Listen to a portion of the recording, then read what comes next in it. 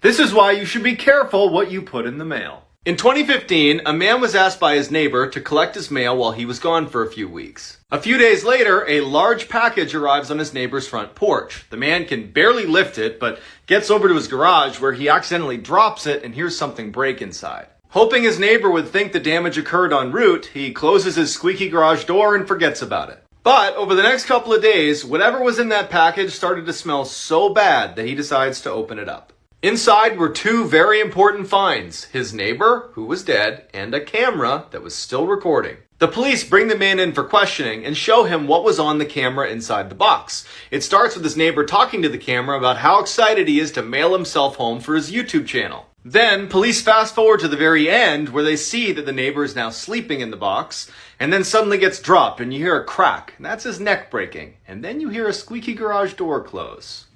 In 1986, a young girl opens her closet to find a man wearing a dress and holding an axe. He grabs her and ties her up, and then walks around the house and does the same thing to the rest of her family. While the guy is ransacking their house, one of the kids breaks free, runs next door, and tells his neighbor. The neighbor calls the cops show up, the family's saved, but the guy is nowhere to be found.